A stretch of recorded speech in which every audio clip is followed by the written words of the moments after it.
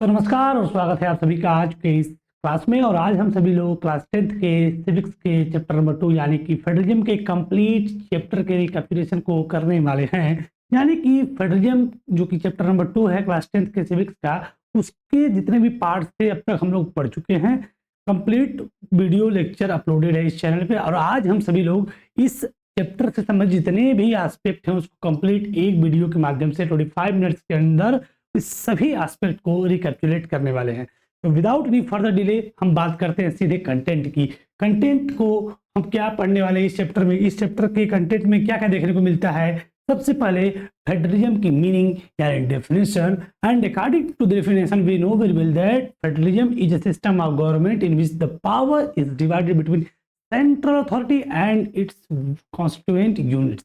जब power central authority और इसके तमाम घटकों के बीच में शेयर्ड हो, डिवाइडेड हो, तो इसी पूरी व्यवस्था को हम कहते हैं फेडरलिज्म। और जैसा कि हमने पिछला चैप्टर पढ़ा था पावर शेयरिंग, पावर शेयरिंग इस चैप्टर में जब हम लोग फॉर्म्स ऑफ पावर शेयरिंग पढ़ रहे थे तो उस फॉर्म्स ऑफ पावर शेयरिंग को पढ़ते समय दो प्रमुख फॉर्म हमने पढ़ा था, एक on the basis of organ और एक आपका लेवल। तो उसी में जो लेवल हमने पढ़ा था उसी लेवल का ही ये विस्तृत रूप है ये चैप्टर। यानी कि जब पावर डिफरेंट टीयर्स में डिवाइडेड हो, यानी पावर गवर्नमेंट के डिफरेंट लेवल्स में, यानी सेंट्रल लेवल, स्टेट लेवल और भी जो लेवल है, यानी कि इंडिया के कंटेक्स्ट में एक लोकल लेवल है, यानी पावर का जो डिवीजन है, शेयरिंग जब अलग अलग लेवल्स के गवर्नमेंट के अलग अलग लेवल्स में हो, इसी प्रारूप को, इसी व्यवस्था को हम लोग फेडरलिज्म के नाम से जानते हैं। यानी सबसे पहले हमने देखा कि इसकी परिभाषा क्या होती है, इसके बाद हम इसमें जो है इसके टाइप्स को देखेंगे कि कितने रूपों में ये मिलती है। उसके बाद वो इंडिया के कॉन्टेक्स्ट में अगर बात करें तो what makes India federal country, इसके बाद कैसे फेडरलिज्म को, अगर भारत एक फेडरल कंट्री है तो कैसे फेडरलिज्म को प्रैक्टिस करता है, और finally last one more important point is that decentralization in India. ये टॉपिक क्या है और इससे संबंधित सभी एस्पेक्ट क्या है। यानी कि हमको पूरा जो हमारा आज का सेशन है इसी के इर्द गिर्द घूमना है और यही पूरे कंटेंट है इस पूरे चैप्टर से संबंधित। बात करें अगर इस चैप्टर के स्टार्टिंग में तो हमने पढ़ा डेफिनेशन ऑफ फेडरलिज्म की, फेडरलिज्म की डेफिनेशन क्या होती है वो प्रीवियस लेक्चर में भी अपलोडेड है। आज भी हमने चर्चा किया कि जब पावर का डिवीजन सेंट्रल अथॉरिटी और उसके तमाम घटकों के बीच में डिवाइडेड हो, शेयर्ड हो, तो इसी पूरी व्यवस्था को हम बोलते हैं फेडरलिज्म, संघवाद। और अगर बात करें फेडरल सिस्टम और यूनिटरी सिस्टम की, कि किस सिस्टम को, जैसे मान लीजिए कहीं अगर है पावर शेयर्ड हो रही है तो उसको हम फेडरल सिस्टम बोलते हैं। पावर शेयर नहीं हो रही है, सिर्फ सेंट्रल अथॉरिटी के पास पावर कंसोलिडेट है तो उसको हम लोग बोलते हैं यूनिटरी सिस्टम। तो फेडरल सिस्टम क्या होता है, यूनिटरी सिस्टम क्या होता है, तो हमने बेल्जियम की केस स्टडी जब हमने पढ़ा था चैप्टर नंबर 1 पावर शेयरिंग, तो हमने देखा था पावर को शेयर्ड करते हुए, एकोमोडेट करते हुए बड़ी शानदार तरीके से पावर का मैनेजमेंट बेल्जियम ने किया था, जिसकी वजह से वहां पे किसी प्रकार का सिविल वार देखने को नहीं मिला, जबकि श्रीलंका ने पूरी पावर को कंसोलिडेट करके रखा, जिसकी वजह से वहां पे सिविल वार जैसी कंडीशन देखने को मिलती है। तो फेडरल सिस्टम, यूनिटरी सिस्टम आपको समझ में आ रहे होंगे। बात करें अगर स्टार्टिंग की तो सबसे पहले हम पढ़ेंगे फेडरल के टाइप्स में coming together federation, holding together federation हमको पता होगा, वो हम आगे देखने वाले हैं। लेकिन सबसे पहले देखते हैं की फीचर्स ऑफ फेडरलिज्म, कि फेडरलिज्म के फीचर्स क्या क्या होते हैं, क्या उसकी विशेषता होती है। तो सबसे पहली बात आपको याद रखनी होगी कि फेडरल अगर कोई कंट्री है तो उसका जो सबसे बड़ा जो, या फिर सिर्फ फेडरलिज्म की ही बात करें की फीचर की, तो कम से कम 2 or more levels of government होनी चाहिए। अगर ऐसा है तो उसको हम बोलते हैं फेडरल सिस्टम। क्या बोलते हैं, फेडरल सिस्टम। इसके बाद डिफरेंट टीयर्स ऑफ जो गवर्नमेंट होते हैं वो गवर्न करते हैं सेम सिटीजन्स को, लेकिन उनकी अपने अपने ज्यूरिसडिक्शन जो है स्पेसिफिक मैटर पे, चाहे लेजिस्लेशन हो, चाहे टैक्सेशन हो, चाहे एडमिनिस्ट्रेशन हो, सबके अपने अपने ज्यूरिसडिक्शन स्पेसिफाइड हैं, कॉन्स्टिट्यूशन में गारंटीड है। ये पॉइंट्स होते हैं। दूसरी चीज, आपका जो फंडामेंटल प्रोविजन होता है, अगर कहीं फेडरल फॉर्म ऑफ गवर्नमेंट है तो फंडामेंटल प्रोविजन को कभी भी कोई एक लेवल ऑफ गवर्नमेंट अकेले यूनिलेटरली चेंज नहीं कर सकती। साथ ही साथ कोर्ट के पास पावर है कि वो संविधान की क्या करे, व्याख्या करे, और अगर in that case, in any case, अगर गवर्नमेंट के किसी भी लेवल्स में, गवर्नमेंट के लेवल्स में अगर कोई डिस्प्यूट क्रिएट होता है, कोई विवाद खड़ा होता है, तो हाईएस्ट कोर्ट यानी कि supreme court act as an umpire काम करता है। अगर किसी भी प्रकार के पावर को प्रैक्टिस करने में, एक्सरसाइज करने में गवर्नमेंट के डिफरेंट लेवल्स में अगर किसी भी प्रकार का डिस्प्यूट क्रिएट होता है तो, और सोर्सेस ऑफ रेवेन्यू भी क्लियरली स्पेसिफाइड है फाइनेंशियल ऑटोनॉमी को क्रिएट करने के लिए, मेंटेन रखने के लिए, चाहे सेंट्रल गवर्नमेंट हो चाहे वो स्टेट गवर्नमेंट हो, इनकी फाइनेंशियल ऑटोनॉमी को व्यवस्थित करने के लिए संविधान में इस बात को भी स्पेसिफाइड कर दिया गया कि क्या इनकी कैसे ये अपनी भी रेवेन्यू को शेयर करेंगे।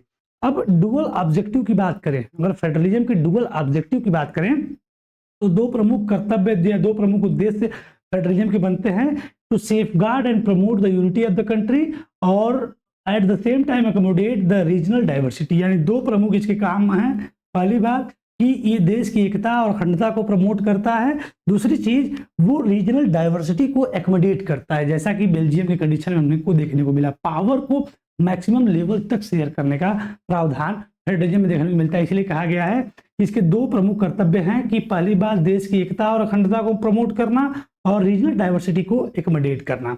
इसके बाद दो तीन एक अंतिम मोरल बात कर रहा है कि ठीक है, फेडरल होने के लिए जो different levels of government should agree to some rules of power sharing and also trust that each would abide by its part of the agreement. भाई म्यूचुअल जो agreement, mutual trust, mutual agreement होगा तभी तो government के levels में power की sharing हो सकती है। ये तो खैर आपकी मोरल की बात कर रहा है, लेकिन जो की फीचर्स ऑफ फेडरलिज्म है ये आपको याद करना पड़ेगा। और अगर maximum time of examination question देखा जाए, अगर कई बार बोर्ड पेपर को अगर ध्यान से देखा जाए तो की फीचर्स ऑफ फेडरलिज्म कई बार पूछा है और लगातार काफी वेरी इंपॉर्टेंट क्वेश्चन के कैटेगरी में कैटेगराइज हम इसको कर सकते हैं कि क्या होता है आपका की फीचर्स ऑफ फेडरलिज्म। ये हमने देखा। अगले एस्पेक्ट में हम देखते हैं types of federation. Types of federation क्या होता है?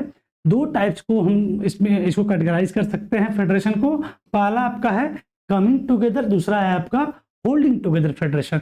पहला है कमिंग टुगेदर फेडरेशन और second one is that holding together federation. अब कमिंग टुगेदर क्या होता है, होल्डिंग टुगेदर क्या होता है, इसको हम लोग समझते हैं।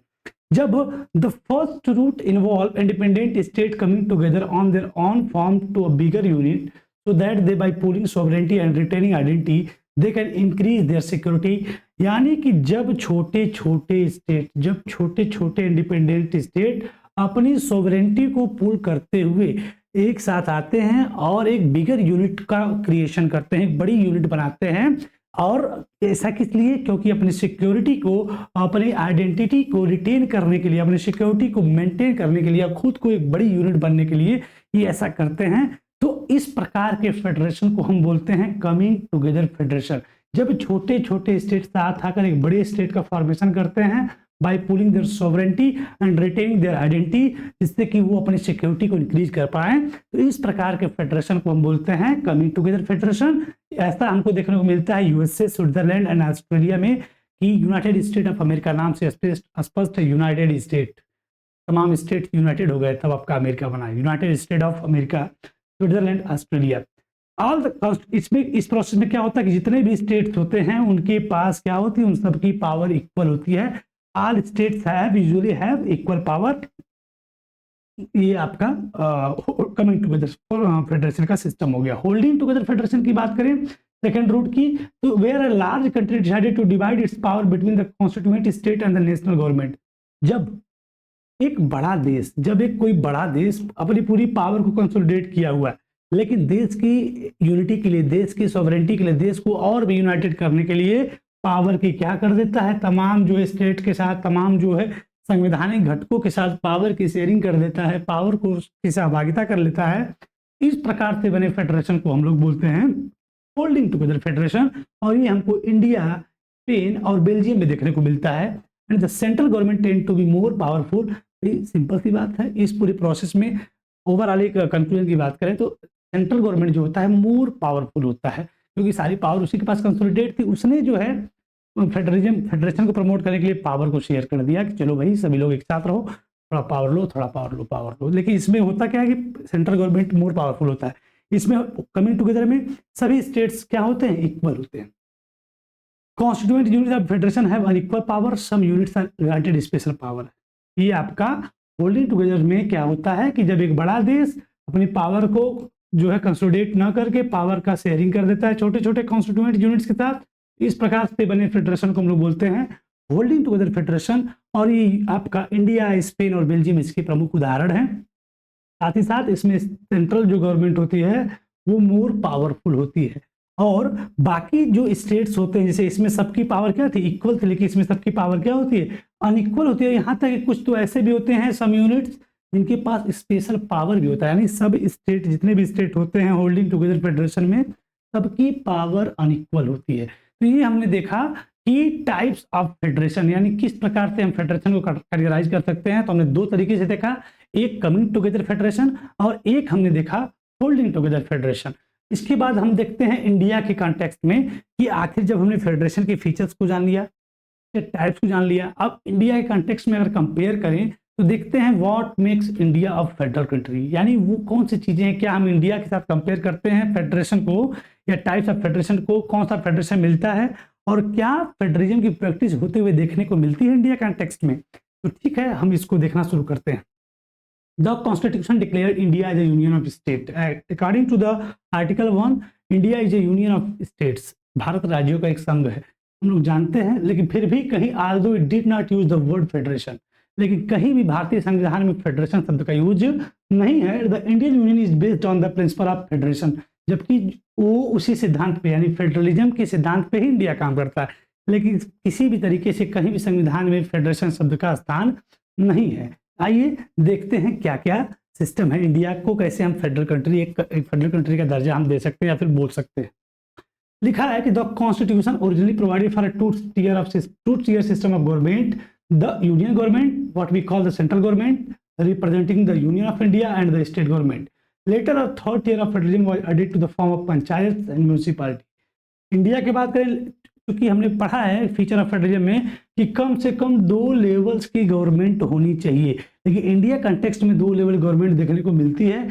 एक यूनियन गवर्नमेंट जिसको हम लोग सेंट्रल गवर्नमेंट बोलते हैं, जिसकी अकाउंटेबिलिटी पूरे देश के प्रति होती है।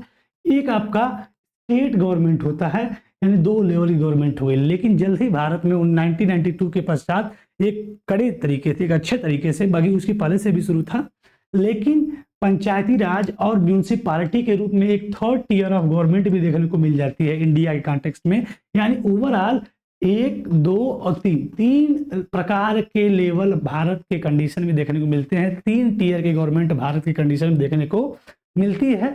और according to the feature of federalism कि 2 लेवल की कम से कम अगर गवर्नमेंट है तो उस कंट्री को हम लोग फेडरल कंट्री बोल सकते हैं। लेकिन इंडिया यहाँ पे 3 लेवल की, अर्थात इंडिया को हम एक फेडरल कंट्री बोल सकते हैं।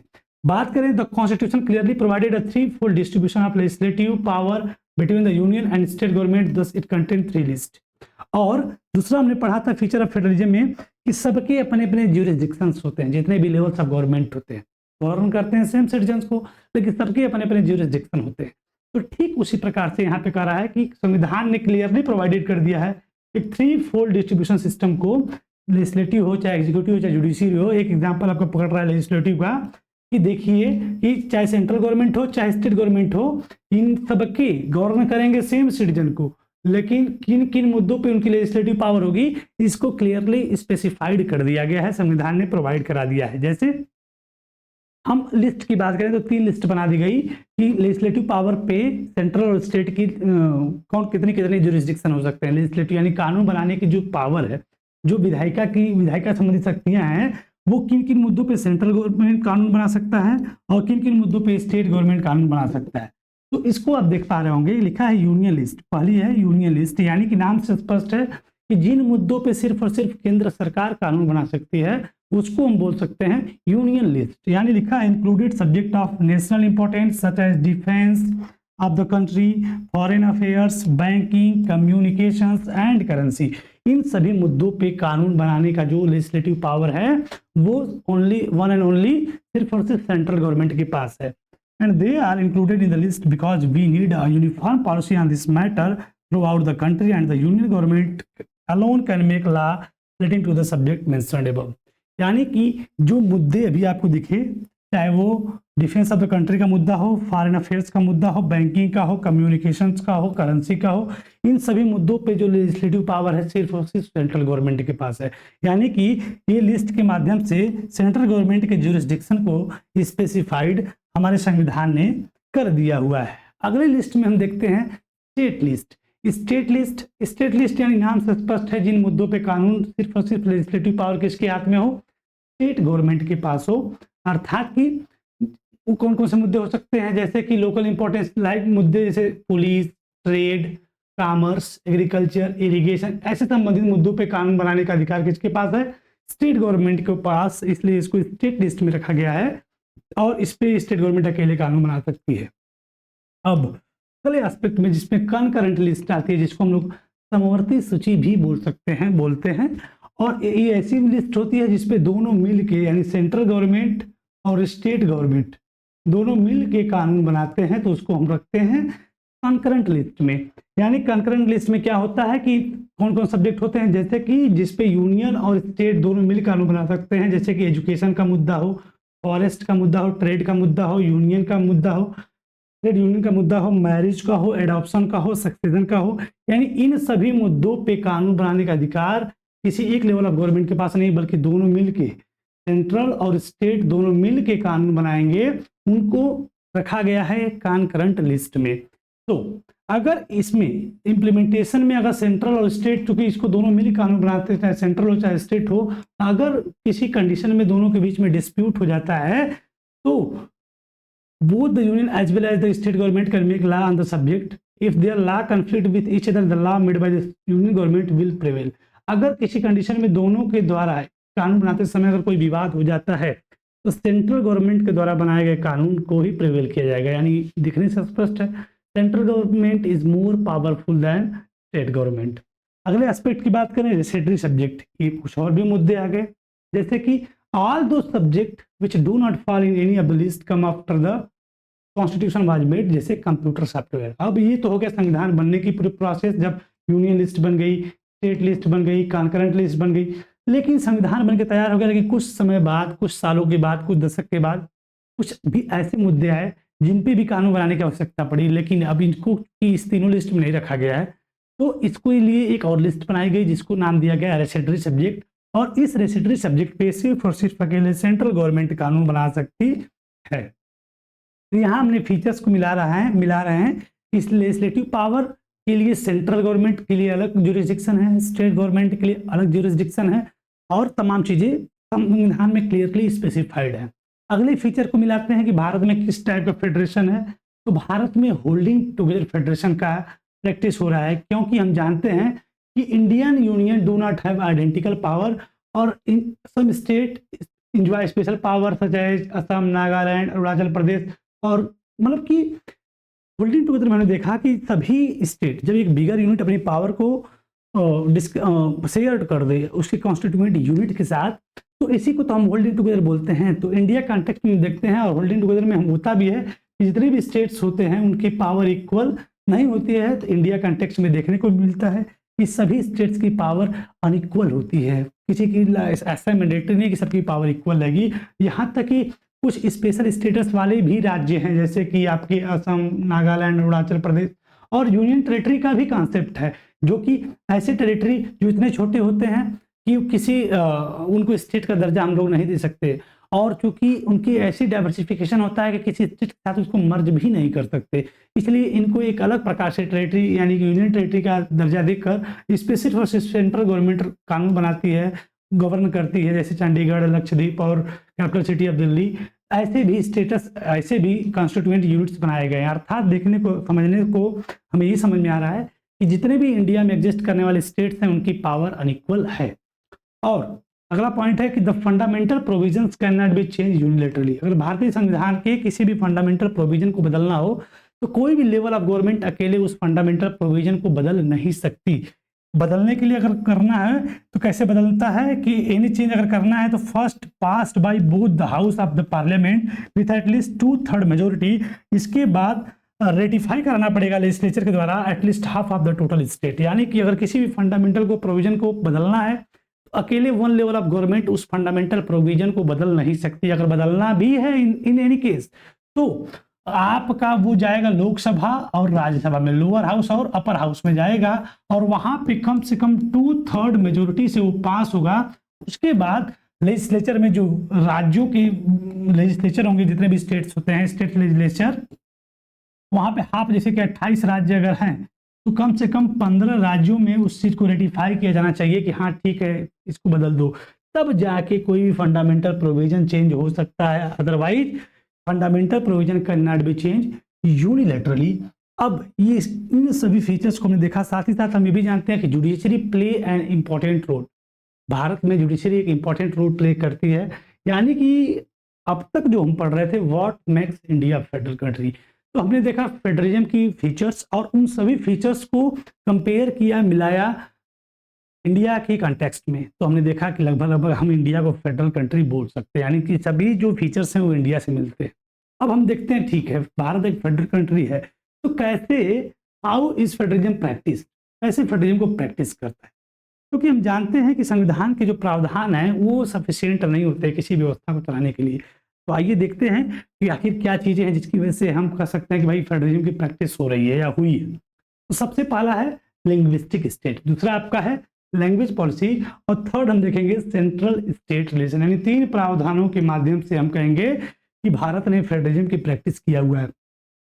सबसे पहली जो प्रैक्टिस किया भारत ने लिंग्विस्टिक स्टेट्स के रूप में, the creation of linguistic state was first and major test for democratic politics in our country. सबसे पहला जो पहला जो एक्सपेरिमेंट था फेडरलिज्म का, तो वो था linguistic state banana. Some states were created on the basis of language but not recognized different based on culture, ethnicity or geography. This include states like Nagaland, Uttarakhand, Jharkhand. ऐसा नहीं कि सिर्फ language के आधार पे ही स्टेट बनाए गए, बल्कि geographical system से, एथनिसिटी के सिस्टम से और कल्चर के रिगार्डिंग भी स्टेट बनाया गया इंडिया में। अगर देखा जाए सिर्फ लिंग्विस्टिक यानी भाषाई राज्य ही नहीं, बल्कि कल्चर के आधार पर, जैसे नागालैंड हो गया, आपका झारखंड हो गया, उत्तराखंड हो गया, ये जोग्राफिकल सिस्टम्स की को देखकर भी आपके स्टेट का क्रिएशन हुआ है। मतलब कि द सेंट्रल गवर्नमेंट ने रेजिस्ट किया बार बार लिंग्विस्टिक स्टेट को बनाने का। क्यों? क्योंकि नेशनल लीडर डरते थे वुड लीड, क्योंकि ये क्या lead to disintegration of the country, ये देश के लिए, देश की जो एकता है, अखंडता है, उसके लिए खतरा हो सकता है, इस बात से डरते थे। इसलिए नेशनल लीडर कभी भी लिंग्विस्टिक स्टेट वाले सिस्टम को प्रपोज नहीं करते थे, उसको रजिस्ट करते थे। लेकिन जब इसका एक्सपेरिमेंट हुआ, यानी भाषाई तौर पे जब राज्य बनाए गए, तो ये देखने को मिला कि the formation of linguistic state has actually made the country more United. इसने देश को और भी एकजुट बना दिया, और भी बेहतर कर दिया। क्यों? क्योंकि इसने because it has also made administration system more easier. इसने एडमिनिस्ट्रेशन सिस्टम को और भी ज़्यादा आसान बना दिया भाषाई तौर पे। इस पे हम लोग कंप्लीट सेशन ले चुके हैं। दूसरा इंप्लीमेंटेशन हुआ लैंग्वेज पॉलिसी का। हम जानते हैं कि ये सेकेंड टेस्ट था इंडियन फेडरेशन का भारत में, जिसमें कि लैंग्वेज पॉलिसी, हमारे संविधान ने क्या किया था कि किसी भी एक भाषा को नेशनल लैंग्वेज का दर्जा नहीं दिया, खास करके हिंदी को भी नहीं दिया। Hindi was identified as the official language, Hindi को एज ऑफिशियल लैंग्वेज का दर्जा मिला है, ना कि नेशनल लैंग्वेज। भारत की कोई राष्ट्रीय भाषा है ही, जैसे राष्ट्रीय मिठाई है, राष्ट्रीय पेड़ है, राष्ट्रीय पक्षी है, लेकिन राष्ट्रीय भाषा नहीं है। ये एक जानकारी आपको होनी चाहिए। और भारत की सिर्फ हिंदी ही नहीं बल्कि 21 और भी भाषाएं हैं जो ऑफिशियल लैंग्वेज की श्रेणी में आती है, यानी कि टोटल 22 ऑफिशियल लैंग्वेज हैं जिसको देश में इंप्लीमेंट किया गया। यानी किसी एक भाषा को नेशनल लैंग्वेज का दर्जा नहीं दिया गया। अर्थात अगर कोई भी कैंडिडेट लोक सेवा जैसे केंद्र सरकार जैसी कोई परीक्षाओं में अगर बैठना चाहता है, तो वो इन 22 भाषाओं में से किसी भाषा में वो एग्जाम दे सकता है। यानी कि 22 भाषाओं को ऑफिशियल लैंग्वेज डिक्लेयर किया गया है और किसी भी भाषा को नेशनल लैंग्वेज का दर्जा नहीं दिया गया। इस प्रकार से लैंग्वेज के मामले में जो फ्लेक्सिबिलिटी है, साथ ही साथ आज़ादी के बाद इंग्लिश को डिसकंटिन्यू रखने की जो बात कही गई थी, जब उसको डिसकंटिन्यू करने की बात आई तो कुछ देश ऐसे नॉन हिंदी स्पीकिंग राज्य आए और उन्होंने बोला नहीं, इंग्लिश को भी कंटिन्यू किया जाए, तो इंग्लिश को भी ऑफिशियल लैंग्वेज में जोड़ लिया गया। अर्थात गवर्नमेंट की, पॉलिटिकल लीडर्स की इस प्रकार की फ्लेक्सिबिलिटी दिखाती है कि फेडरल सिस्टम कितना बेहतर तरीके से प्रैक्टिस हुआ है इंडिया में। और ये चीज़ें आपकी लैंग्वेज पॉलिसी में हमको देखने को मिलता है। Last point, central state relation के बारे में अगर बात करें कि केंद्र और राज्य के बीच संबंध की, तो इसको 2 कंपेयर के माध्यम से समझें। एक 1990 के पहले और एक 1990 के बाद। 1990 के पहले तो किसी भी प्रकार की सेंट्रल गवर्नमेंट को स्टेट गवर्नमेंट की रिक्वायर्ड नहीं होती थी, क्योंकि वो अकेले ही सरकार अपनी क्या कर लेती थी, बना लेती थी, क्योंकि उसी की सरकार पूरे देश में भी रहती थी और राज्यों में भी उसी की सरकार आती थी, जिससे कंप्लीट डोमिनेट करती थी और स्टेट गवर्नमेंट को कोई भाव नहीं मिलता था। तो वही लिखा है कि और sharing power reality depends on a large extent on how to ruling party and leaders follow this arrangement. Same party ruled both at the centre and the most of the state. इसका मतलब ये है कि state government did not exercise their rights and autonomous federal unit. जब पूरी power एक लोगों के हाथ में रहती है, सेंट्रल गवर्नमेंट अकेले सरकार बना लेती है, तो सरकार के जो अन्य घटक होते हैं उस पर ध्यान जायज सी बात है नहीं आएगा, क्योंकि उसकी कोई उपयोगिता नहीं उसकी नज़र में, इसलिए उसके साथ पावर की शेयरिंग भी नहीं होती थी, इसलिए वो जो है पावर को अपनी एक्सरसाइज भी नहीं कर पाता था। कौन? State government. लेकिन परिस्थितियां बदली और 1990 के बाद कोई भी एक पार्टी अकेले मेजोरिटी नहीं पाई, कोई भी पार्टी अकेले मेजोरिटी नहीं पाई, जिसकी वजह से रीजनल पार्टी और जो भी स्टेट पार्टियां हैं उनका उदय भी शुरू होता है और उनको जो है सेंट्रल गवर्नमेंट को उनकी मदद की जरूरत पड़ती है, जिसकी वजह से अब पावर शेयरिंग होगी, क्योंकि भाई जरूरत है, उनकी भी कुछ जरूरत है तो पावर शेयर होगी। दोनों के बीच संबंध जो है, जो पहले बिल्कुल गड़बड़ थे अगर कहा जाए, अब मधुर हो रहा है। तो रीजनल पॉलिटिकल पार्टी भी आपकी उठना शुरू करती है और इसके बाद एक नया एरा शुरू होता है जिसमें कोलिजन गवर्नमेंट का भी कॉन्सेप्ट होता है। तो सेंट्रल स्टेट रिलेशन के माध्यम से भी हम देख सकते हैं कि वही फेडरलिज्म की प्रैक्टिस हुई, यानी पावर की शेयरिंग। जो 1990 की स्थिति थी, उसके बाद की स्थिति थी, पहले की स्थिति, दोनों के मुकाबले में काफी परिवर्तन हुआ, अर्थात फेडरलिज्म की प्रैक्टिस इंडिया में हुई। अब इस चैप्टर का जो लास्ट पॉइंट है वो है डिसेंट्रलाइजेशन, पावर का विकेंद्रीकरण। क्योंकि हम जानते हैं अगर हम इंडिया को वर्ल्ड से कंपेयर करें या यूरोपियन कंट्री से कंपेयर करें तो भारत का उत्तर प्रदेश रसिया से लगभग बड़ा है, महाराष्ट्र जर्मनी इतना बड़ा है या फिर जर्मनी से बड़ा है, और उसके अंदर बहुत सारी डाइवर्सिफिकेशन है। तो इस प्रकार के डाइवर्सिफिकेशन को मेट करने के लिए ये आवश्यकता हुई कि अब जो है एक अन्य, यानी सेंट्रल लेवल स्टेट लेवल तो बना हुआ है, लेकिन एक जो अन्य लेवल है, थर्ड लेवल, इस प्रकार की डाइवर्सिटी को एकोमोडेट करने के लिए एक थर्ड लेवल ऑफ गवर्नमेंट की भी रिक्वायरमेंट हुई। क्यों? क्योंकि इतनी सारी डाइवर्सिफिकेशन देखने को मिलती है इंडिया के कॉन्टेक्स्ट में, चाहे पॉपुलेशन के दृष्टिकोण से हो, चाहे वो एरियल या ज्योग्राफिकल या एथनिकल किसी भी तरीके का डाइवर्सिफिकेशन हो। तो डिसेंट्रलाइजेशन की जरूरत पड़ी, पावर की विकेंद्रीकरण का। इसमें क्या होता है, इसका मेन डेफिनेशन क्या है डिसेंट्रलाइजेशन का, कि when power is taken away from the central and state government and given to local government, it is called decentralization. जब पावर सेंट्रल और स्टेट गवर्नमेंट से लेकर लोकल गवर्नमेंट को प्रोवाइड करा दी जाए तो ये पूरा प्रोसेस क्या कहलाता है, डिसेंट्रलाइजेशन कहलाता है। और इसी डिसेंट्रलाइजेशन गवर्नमेंट में एक कॉन्सेप्ट आता है लोकल गवर्नमेंट। तो लोकल गवर्नमेंट को हम पढ़ने वाले हैं और पढ़ भी चुके हैं। तो क्योंकि कहा जाता है कि लोकल गवर्नमेंट पर अगर कोई समस्या है तो उसको टैकल करने का बेस्ट काम लोकल लोग ही कर पाएंगे, क्योंकि peoples have better knowledge to problem for their localities. लोगों को खुद उनकी लोकेलिटी में जो प्रॉब्लम है, जो समस्या है, उसके बारे में उनसे बेहतर किसी को जानकारी नहीं, किसी गवर्नमेंट की, चाहे स्टेट गवर्नमेंट हो चाहे सेंट्रल गवर्नमेंट हो।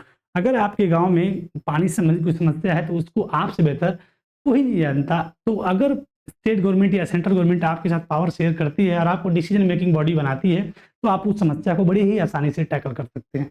वही कर रहा है। And beside the local level it possible for people to directly participate in the decision making.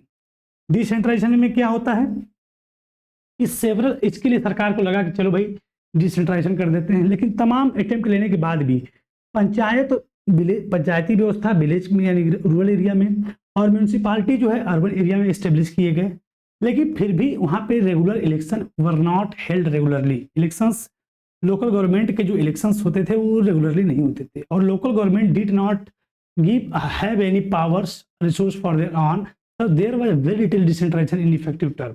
तो इसकी वजह से हम कह सकते हैं कि भले डिसेंट्रलाइजेशन की जरूरत पड़ी, इंप्लीमेंट किया गया, लेकिन पावर का शेयरिंग बहुत ही प्रॉपर तरीके से और इफेक्टिव टर्म में नहीं हो रहा था लोकल गवर्नमेंट के साथ। तो अब क्या होगा कि अब संविधान में कुछ चीजें, कुछ प्रावधान जो है एकदम मैंडेटरी कर दिए जाएंगे 1992 के बाद से। 1992 में संविधान में 73वां और 74वां संशोधन 73rd amendment and 74th amendment किया गया। 73rd अमेंडमेंट के अंतर्गत रूरल लोकल गवर्नमेंट का कॉन्सेप्ट दिया गया। 74th अमेंडमेंट के अंतर्गत अर्बन लोकल गवर्नमेंट का कॉन्सेप्ट दिया गया। क्या था ये कि a constitution was amended to make third tier of democracy more powerful and effective. संविधान में संशोधन करके थर्ड लेवल ऑफ गवर्नमेंट यानी लोकल गवर्नमेंट को और भी ज्यादा इफेक्टिव बनाने का काम किया गया, जिसमें कि संवैधानिक रूप से आवश्यक कर दिया गया कि अब जो इलेक्शन है रेगुलर, सीट्स भी रिजर्व कर दी गई सभी वर्गों की सहभागिता को बढ़ाने के लिए, चाहे शेड्यूल कास्ट का हो, चाहे शेड्यूल ट्राइब का हो, चाहे ओबीसी का हो।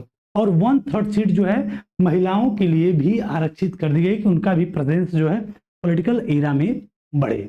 और उसके लिए एक इंडिपेंडेंट इंस्टीट्यूशन भी बना दिया गया जिसको स्टेट इलेक्शन कमीशन कहा गया। एंड लोकल गवर्नमेंट का जो इलेक्शन कराता है, कौन कराता है? स्टेट इलेक्शन कमीशन, जो कि एक इंडिपेंडेंट इंस्टीट्यूशन है जो पंचायत और म्यूनिसिपल का इलेक्शन का पंचायती राज और म्यूनिसिपैलिटी का कंप्लीट इलेक्शन कराता है।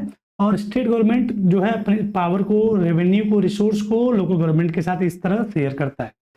सीटें भी रिजर्व कर दी गई। चलिए अब हम इस लोकल गवर्नमेंट कॉन्सेप्ट को दो तरीके से पढ़ेंगे, एक रूरल एरिया में, एक अर्बन एरिया में। तो जो रूरल एरिया में बना उसको हम लोग रूरल लोकल गवर्नमेंट कहते हैं, और जो अर्बन एरिया में बना उसको हम लोग अर्बन लोकल गवर्नमेंट बोल सकते हैं। यानी कि अगर भारत की बात करें, भारत की डाइवर्सिटी की बात करें, तो भारत ग्राम प्रधान देश है। यानी भारत में गांवों की संख्या ज़्यादा है, लेकिन भारत में शहरों की संख्या में भी इजाफा हुआ है। तो गांव में जो लोकल गवर्नमेंट बनाई गई उसको रूरल लोकल गवर्नमेंट कहा गया, शहरों में जो बनाया गया उसको अर्बन लोकल गवर्नमेंट का कॉन्सेप्ट दिया गया। ये क्या है इसमें रूरल लोकल गवर्नमेंट में कि ये रूरल लोकल गवर्नमेंट जो है उसको हम लोग जानते हैं पंचायती राज के नाम से भी, पंचायती राज के नाम से जानते हैं। और इसमें होता क्या है कि ईच विलेज और group of village in some state as a gram panchayat, हर गांव या गांव के ग्रुप में एक ग्राम पंचायत होती है जिसको ग्राम सभा इलेक्ट करती है। और इसमें consisting of several ward member often called panch and sarpanch, they are directly elected by the adult population in that ward और विलेज। इसको मैं समझा देता हूँ कंप्लीट आपको एक बार में। होता क्या है रूरल लोकल गवर्नमेंट में कि एक गांव होता है, और गांव अगर वो बहुत छोटा है तो कई गांवों के समूह होते हैं, उनको मिला के एक बनती है ग्राम पंचायत। क्या बनती है? ग्राम पंचायत। और ये ग्राम पंचायत को ग्राम सभा इलेक्ट करती है। क्या करती है? ग्राम सभा इलेक्ट करती है। ग्राम सभा में कौन होता है? ऑल एडल्ट मेंबर, यानी कि जितने भी 18+ कैंडिडेट होते हैं वो लोग ग्राम सभा के मेंबर कहलाते हैं। और वो सभी मिलकर ग्राम पंचायत को इलेक्ट करते हैं। और ये ग्राम पंचायत इस ग्राम या ग्राम के समूह को जो है उसके कंप्लीट क्रियान्वयन के लिए एक पॉलिटिकल बॉडी प्रोवाइड कराती है जो पूरी व्यवस्था को मेंटेन करने वाला होता है। यानी कि ये जो ग्राम सभा बनती है ये तमाम वार्ड्स में होते हैं। इन वार्ड के मेंबर्स को हम लोग पंच बोलते हैं और इसके प्रेसिडेंट को सरपंच बोलते हैं। इस प्रकार का स्ट्रक्चर होता है रूरल लोकल गवर्नमेंट का, जिसमें लिखा है few gram panchayat are group together to form what is usually called panchayat and samiti. The local government structure goes up to the district level. और इसके बाद the few gram panchayat are group together to form panchayat samiti, block और मंडल। और the member of this representative are elected by the panchayat member in that area. और जितनी पंचायत समिति होती है, मंडल होती है डिस्ट्रिक्ट में, वो सब मिल के क्लब बनती है जिला परिषद। यानी कि फिर से कहानी कि जब गांव, कई सारे गांव को एक साथ हम कलेक्ट करते हैं तो बनती है ग्राम सभा, ग्राम पंचायत। और ग्राम पंचायत को इलेक्ट करता है ग्राम सभा। ग्राम सभा के मेंबर कहलाते हैं, जितने भी एडल्ट मेंबर होते हैं वो सभी इसके मेंबर होते हैं। और ये सभी इलेक्ट करके ग्राम पंचायत बनाते हैं और वहां से पूरी व्यवस्था को रेगुलेट किया जाता है। अब अगर किसी जगह में, जैसे मान लीजिए ग्राम पंचायत बन गई, छोटे छोटे गांव मिलकर ग्राम सभा बना दिए, अगर ऐसे ही बहुत सारी ग्राम सभाएं मिल गई, ग्राम पंचायत मिल गई, तो बन जाता है पंचायत समिति। क्या बन जाती है? पंचायत समिति।